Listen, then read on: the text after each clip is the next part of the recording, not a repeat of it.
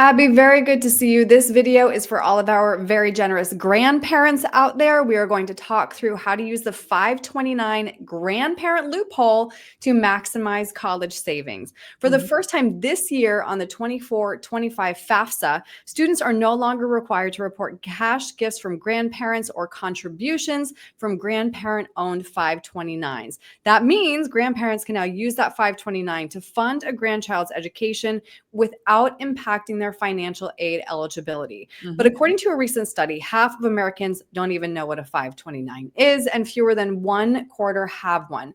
So what is a 529?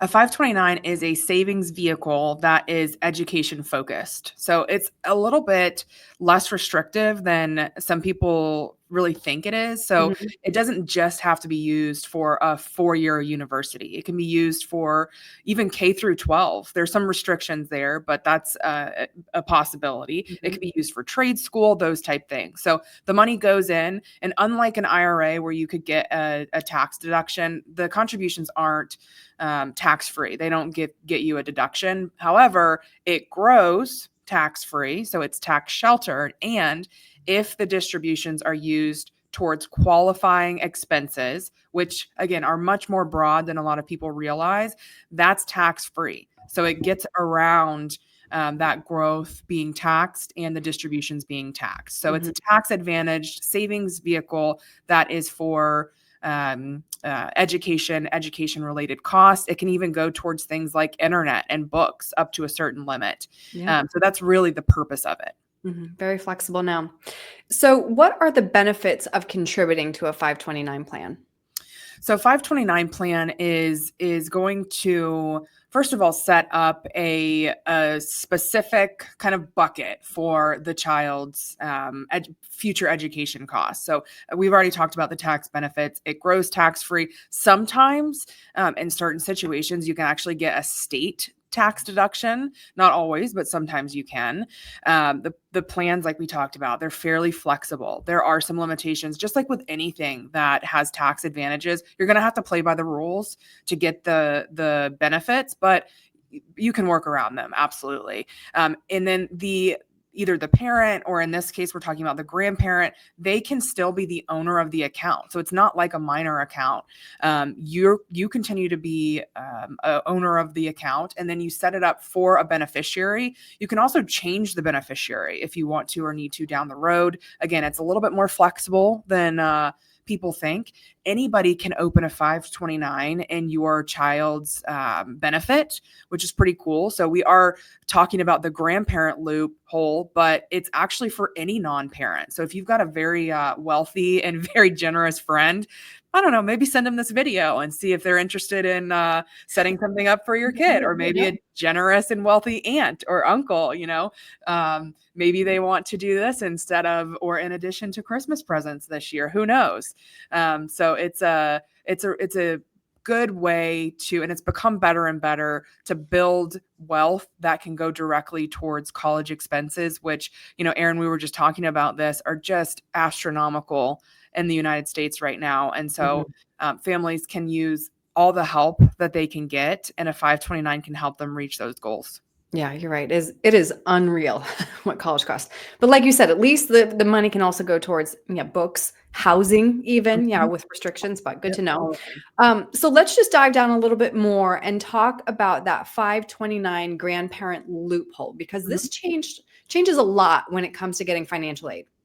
It does. So the FAFSA, which is, as I understand it, a very difficult process typically, it's going to, it's really changed. This rule change is pretty huge, actually, for families that might qualify for some kind of financial aid, because it used to be a grandparent-owned 529, any distributions taken out of that. So say grandparent owns the 529, a $10,000 distribution comes out, that could actually reduce financial aid in the past by up to $5,000. So it was almost a 50% reduction in potential financial aid, big penalty. So it was more advantageous for the parents to own the 529.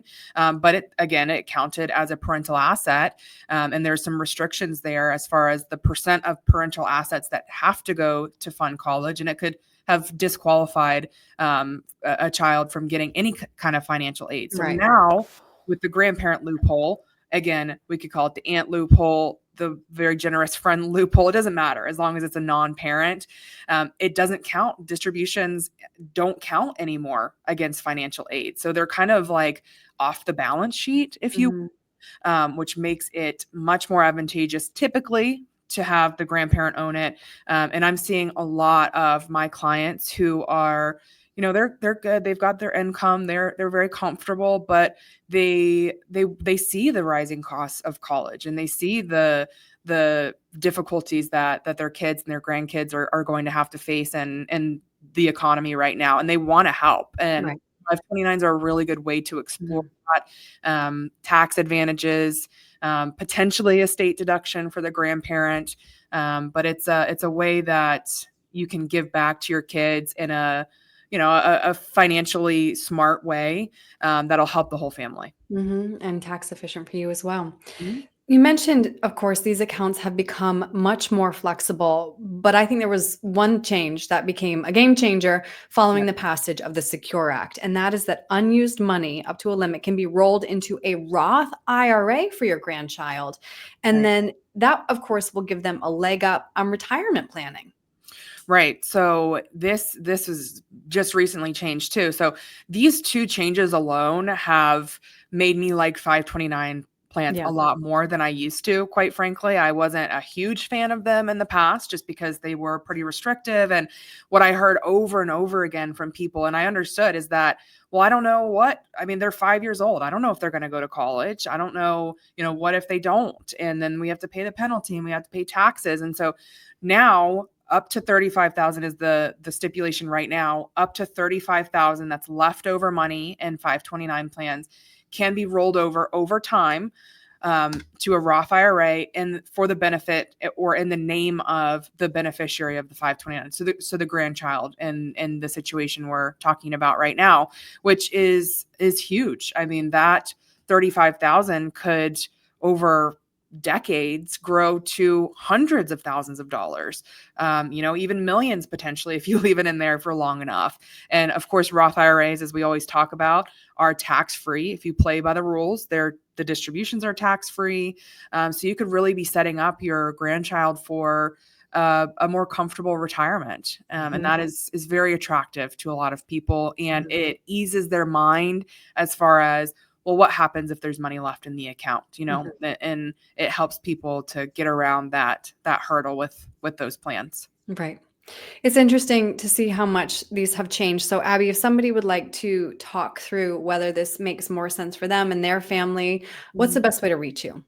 You can always give us a call at 678-442-0255. Let us know what's on your mind. We can set up a call. You can also visit our website at theretirementfamily.com. We have a lot of great resources on there. We have a blog. We have a lot of videos that we've, of course, done with you, Erin.